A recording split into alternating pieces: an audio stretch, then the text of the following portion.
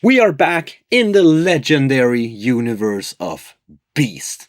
This time we play as scoundrels, or as the Beast, and we are trying to get artifacts if we are the scoundrels, and we are trying to stop the scoundrels if we are the Beast.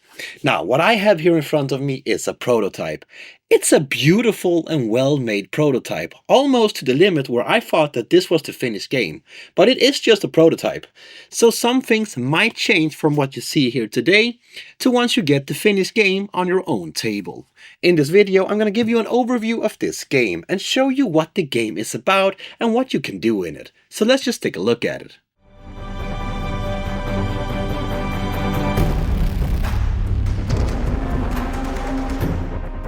This here is the gaming area. You have village, inner city, outskirts, and at the very top the escape route. This is where the hunt will take place, and the escape routes are where the scoundrels will want to escape from. During setup you will at random lay out these different tiles, but they have their specific rows. You have village at the bottom, inner city, outskirts, and then the escape route at the top.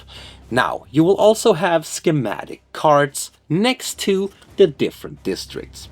These schematics will tell you how to set up that specific row. For example, the village schematic will tell you a specific setup for the villages down at the bottom. And as you move up to the inner city, you will have a different setup on the inner city, and so on, randomizing the game quite a lot.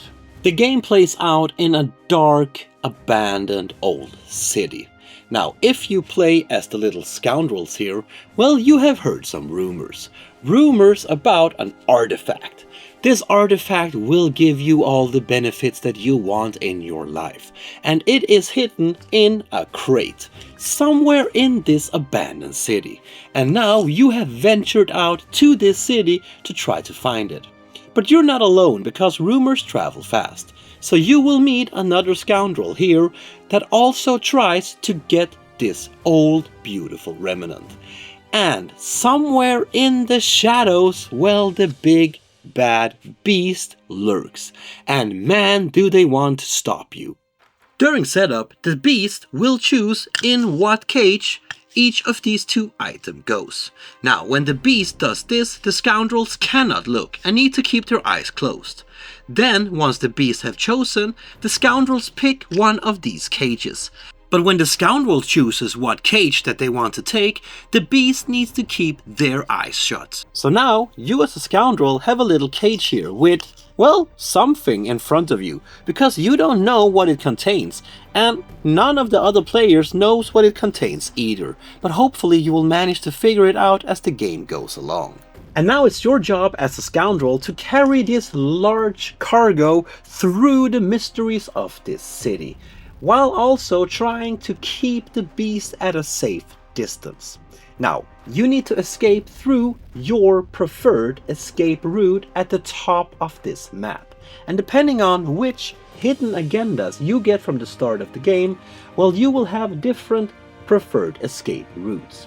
But you can only escape with the cargo through that route. Plus, you will have other hidden agendas on these hidden agenda cards. And depending on if you are sane, you will have one objective, and if you are insane, you will have another objective in the bottom. Each of the scoundrels have 2 cards each. The beast, on the other hand, only have 1 card, but they of course also have some objectives that they need to complete to be able to get some rewards. Now, depending on how well the scoundrels will play their game and the beast will play their game, we have different outcomes in the game as well. So you need to get out with the cargo in one piece. Well, yes, that is one of your objectives. But you also have these extra goals here.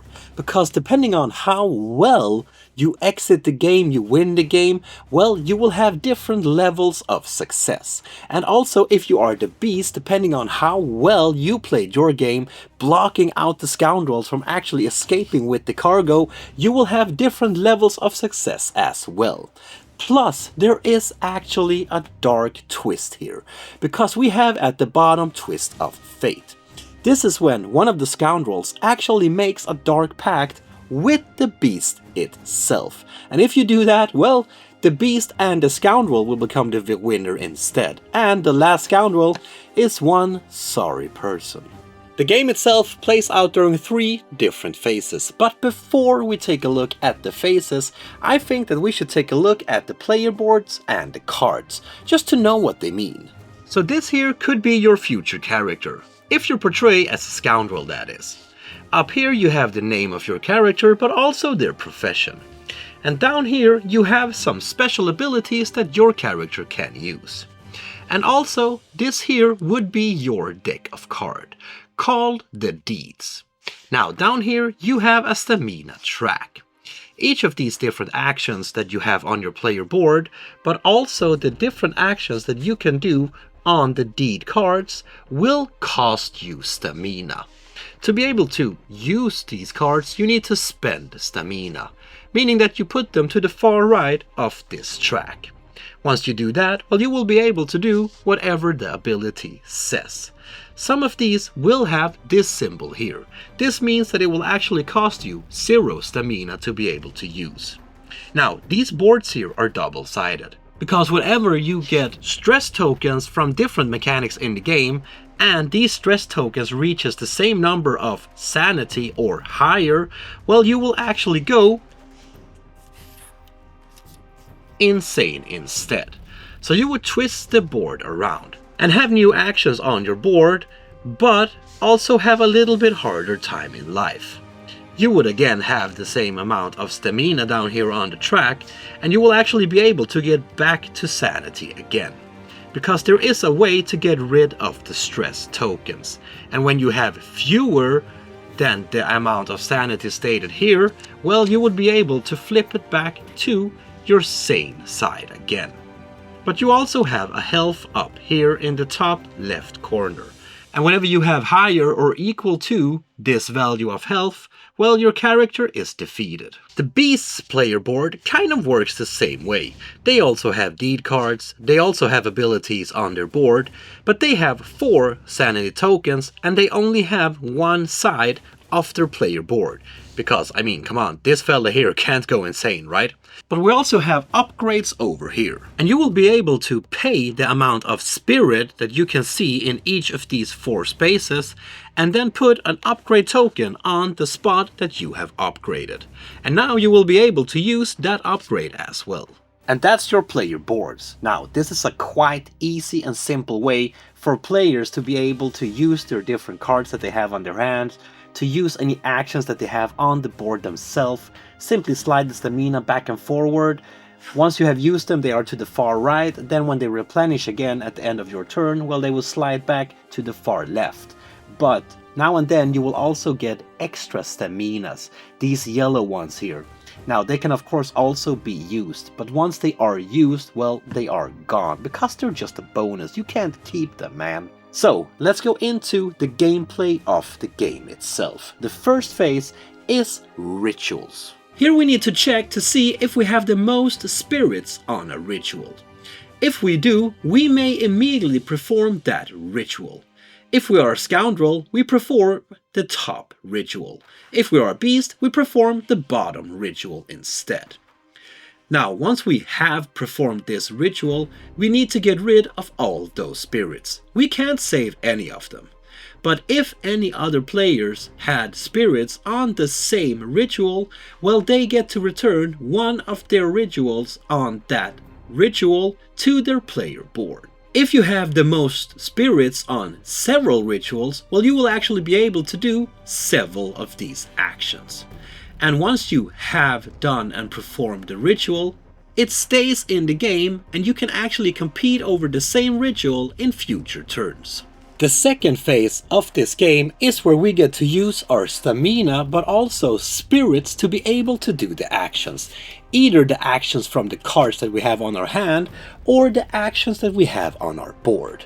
Now, to be able to do a deed, meaning these cards, you need to pay the cost in the top left corner. And then slide the stamina to the right of your stamina track. Now you are able to do whatever that card says that you can do. Now remember that some of these actions are actually also free actions, if they have this symbol right here. well then you would not need to pay any cost at all. Now once you have played these deeds, they are of course discarded. Now you can only have a maximum of 6 cards on your hand by the end of your turn. So if you have more than 6 cards on your hand, well you would need to discard down to 6 cards again. In the game we also have something that is called remnant cards. Again, these can also be played using stamina, or in this case free actions, to be able to do whatever the card says at the bottom. These looks like this, with a little sword on the back.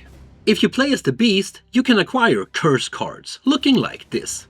Here there are curses that you will assign to one of the scoundrels out on the board itself. Now, some of these cards have this symbol up here. This is a reaction symbol, meaning that you play it when a certain thing happens in the game.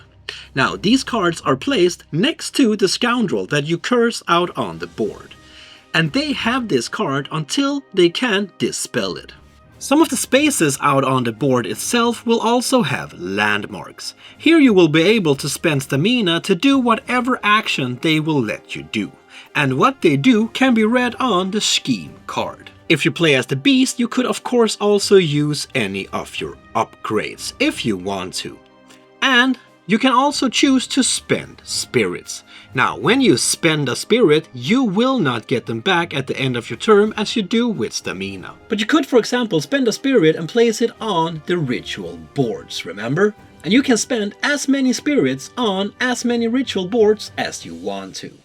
So these deed cards are pretty much your main way of doing actions out on the board, and they will let you do a lot of things. You can steal cards from other players, you can remove stress tokens, heal wounds, and so on. But you can of course also move out on the board.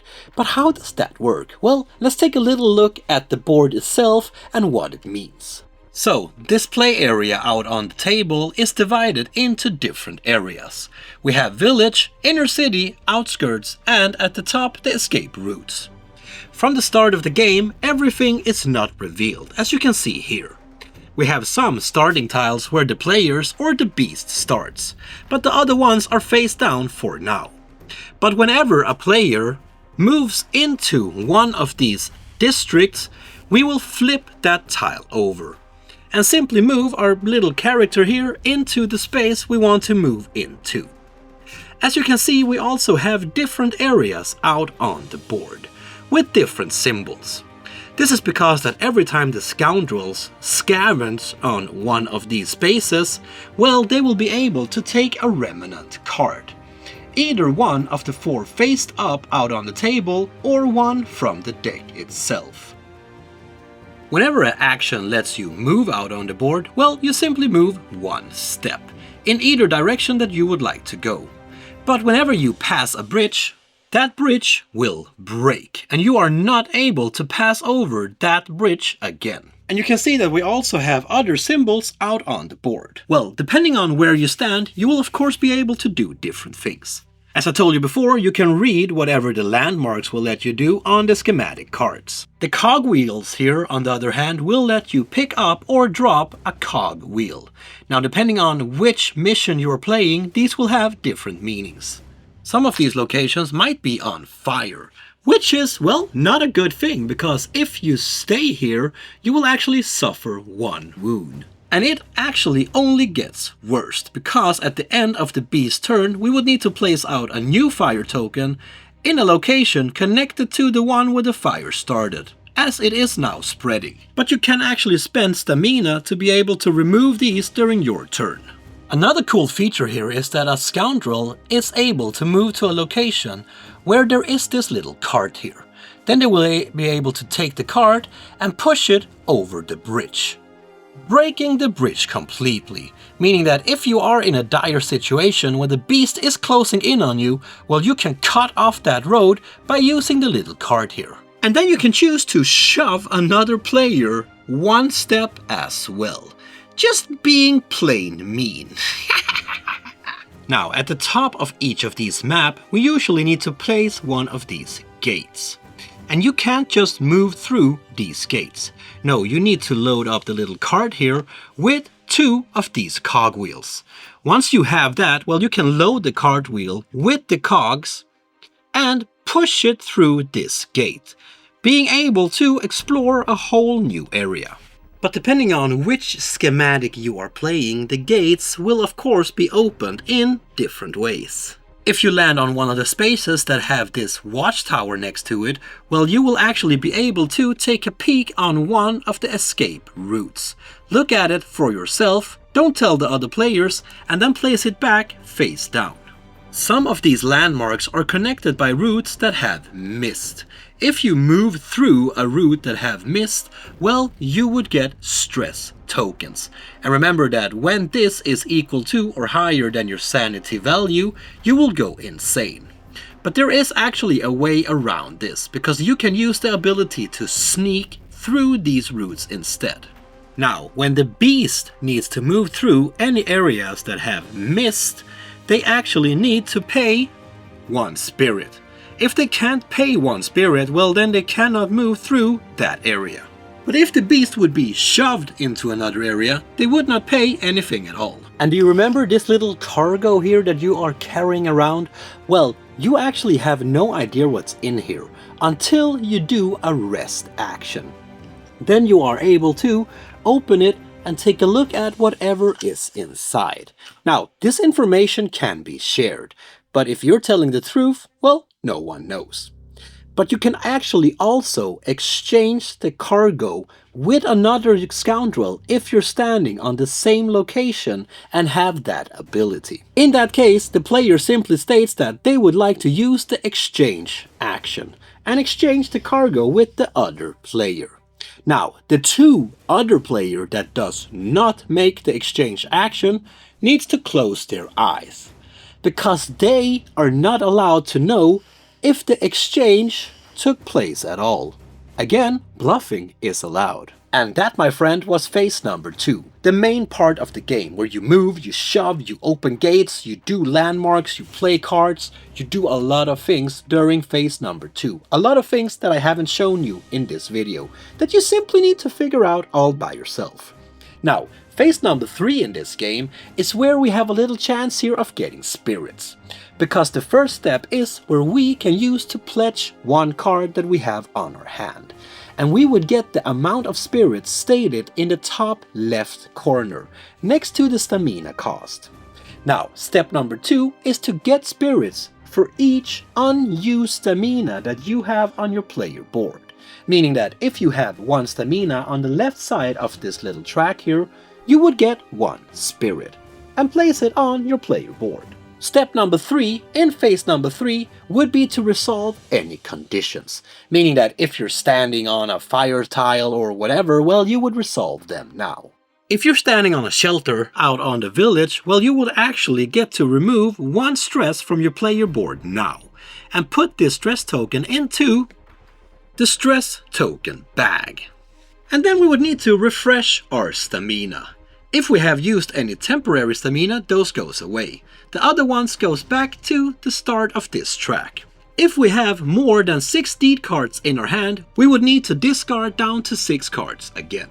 If the scoundrel would die during the game, well, they and all of their equipment is removed from the game. But depending on how they die and where they die and who is on the location when they died, different things will happen with the cargo. If they die there alone, well, the cargo would simply stay there until someone else picks it up. If the scoundrel dies there with another scoundrel, they would pick up the cargo. And if all 3 of them is standing on the location, well, the scoundrel would still pick up the cargo. But if the beast is standing on the location when the scoundrel dies and it's only the beast there, well, the beast would take the cargo and win the game. And that, my friend, is the basics of this game. You go through the 3 phases, depending on what your secret missions are, while you have different ways that you can get out of the game, hopefully alive with the little artifacts by your side and win the game. And if you are the beast, hopefully you manage to get these damn scoundrels, take back your artifacts and put them in the grave to be able to win the game. If you're into bluffing, if you're into secrecy, if you're into trying to sit down and figure out how you, in the best possible way, are gonna win the game, well, this game is for you. It is just brilliant made. It's really, really tight. You don't really know who's gonna win, and even when you think you are gonna win, well, the two scoundrels here might have teamed up against you, fooling you. The beast itself might have teamed up with one of the little scoundrels, fooling the other scoundrel. You don't really know what's gonna going on and what's gonna happen, how the end is gonna play out until it really is that bitter or sweet end. And if you like the Beast's artwork, well, you're gonna love this, because it's the same artist, Aaron, my man, behind this beautiful artwork, behind this world, and it really makes you feel like you are in the Beast universe, just on a deeper level. I mean, Beast, you had the whole world, the whole map in front of you. Now you are in one of those abandoned cities, walking around, sneaking, trying to manipulate and bluff your way to a safe escape. In the prototype that I got here, there were only a few schematics, and there were just one pack. But if I know Studio Midhall correctly, there will probably be more in the finished game. But just with the few ones that I got here, really gave the game a lot of variety. There were different schematics, different setups, different tile layouts. You had different characters. It really keeps the game alive, and it really breathes in new elements into each session that you play, giving this game a lot of replayability. There you have it, my friend. That was Hollow Pact. Man, is this game well made. Beautiful, easy to learn, hard to master, bluffing, ways to succeed. You have secret pacts, secret little sneaking abilities, so much things for the players to do here, and a great addition to the Beast universe. If you want to know more about the game, well, check out the links down in the description. What are you waiting for? But if you liked my video, well, why don't give me a little comment or like or whatever before you head on to the links and look at this beautiful game? Or maybe send the video to your grandma. She will appreciate it. I really think so. But most importantly, my friend, please remember to keep on spreading that board gaming love I know you all have. Peace out, my friend.